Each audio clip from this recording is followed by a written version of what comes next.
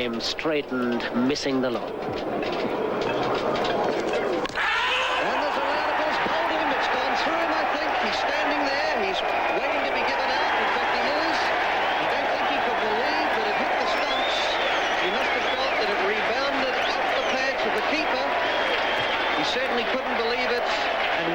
Decision to be made, and stumps will be drawn because it's within 2 minutes of time, with Stephen Fox first ball in his return to Test cricket takes the wicket of Graham Fowler for only 4 runs, and so England lose their first wicket. He looked to play or cover any possible turn, and if anything the ball just seemed away from him and just clipped the outside of off stump. Book bowls Fowler and stumps are called.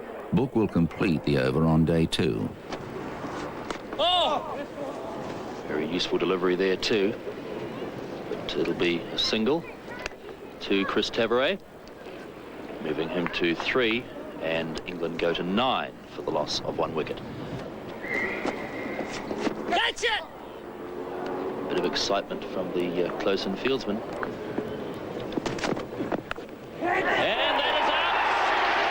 A fine catch by Jeff Crowe at slip, and England are reeling 9 for 2. Chris Tavares out for 3. Oh, that's a marvellous delivery from Hadley, pitching, cutting away. Tavares not moving his feet at all, edges it, and Jeff Crowe takes a nice catch, first slip position. Short, and that one is punished by David Gower, but the outfield is pretty slow. Bruce Edgar moving quickly, and he restricts the scoring to just 1 run.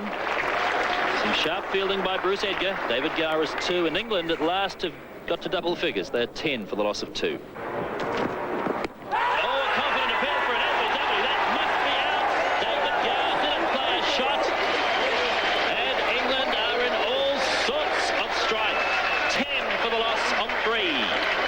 Hadley has claimed his 2nd wicket of the day.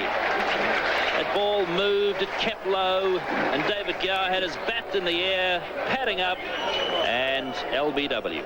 Let's have a look. He didn't play a stroke at that. Have a look at the movement of the ball, pitching, cutting back a bit, and that's out everywhere. Hadley to Randall.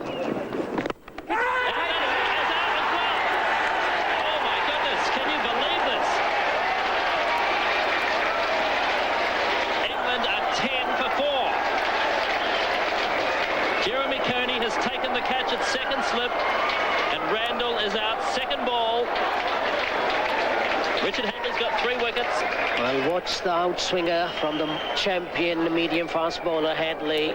Well up to the batsmen, turning away. Randall coming forward, outside edge, and Jeremy Coney was there, 2nd slip, waiting for it. And New Zealand now absolutely on top. So, sensational stuff at Lancaster Park. 20 minutes play. England have lost a further 3 wickets today. They're 10 for 4. And the new batsman is Ian Botham.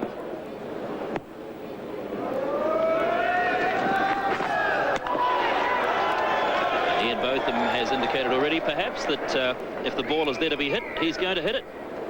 Richard Hadley with 3 for 2 to Botham. And Botham's got his first runs. Ball running pretty slowly across the lush Lancaster Park outfield. Bruce Edgar coming around from cover. And England moved to 12. Oh, and that was short. It's hit high in the air, but it's over. Bruce Edgar at cover, racing out towards the boundary, but it really stopped and pulled up on the slow outfield, and they're going to come back for a couple of runs. So Botham goes to 4, and England go to 14 for 4. Hadley to Botham. 1. They're going to run a comfortable single. Botham is 5. England are 15 for 4. Lamb facing Hadley. Good shot. All the way along the ground.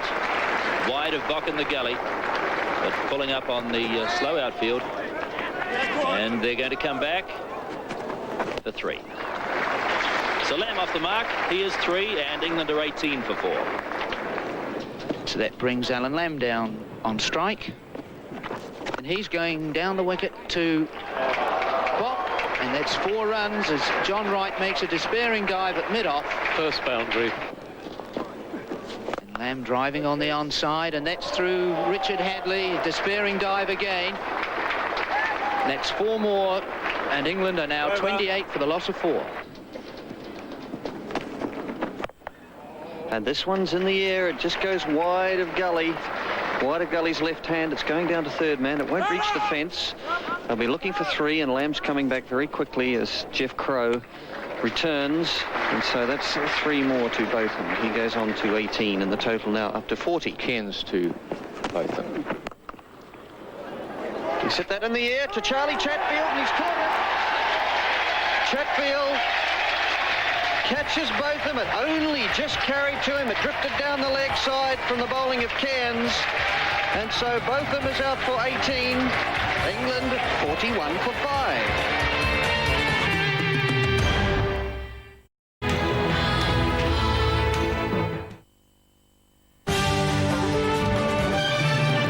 Chatfield to Lamb. And fishing again outside the off stump. Alan Lamb just doesn't really know which way Chatfield's going to move the ball. And once again a loud appeal, and he's out, Alan Lamb. Eventually getting the edge to Chatfield, being beaten 3 times in a row. And so now England are 41 for 6. Lamb 11. Well, we were just talking about Ewan Chatfield beating Alan Lamb, and that time he beat him again, but this time it took the edge. So Ewan Chatfield gets the wicket of Alan Lamb. Let's have another look at it. Pushing forward again, almost an action replay, but this time the little tickle and through to Ian Smith, and Ewan Chatfield thrilled about that one, and New Zealand in a wonderful position. And he's edged this the first slip, and he's caught by Jeff Crow. England 47 for 7. Taylor caught Crow, bowled Cairns for 2, and still the disaster continues for England. Well, look at Bob Taylor just pushing forward, rather tentative here, and it gets the outside edge and carries through to Jeff Crow, who takes it well down at his feet. So Lance Cairns, another blow. Bob Taylor removed from the crease. Hadley now to Gatting. And yes, does he get under it? No, he's flagging it away. It sounded as though he got a little bit of bat on it, and a very good attempt at a catch by Martin Crowe in close, but the ball not quite carrying to him. Yes, certainly a little edge on that and just billowing away from his thigh pad, but as you see, it just hit the ground. Hadley. And keeping this one out, that is the last ball of the second day's play in this second test match between New Zealand and England. And in reply to New Zealand's 307, we have the remarkable state of affairs with England 53 for 7. The close of day 2 sees England 7 for 53. We rejoin play on day 3 with Cairns bowling to Pike.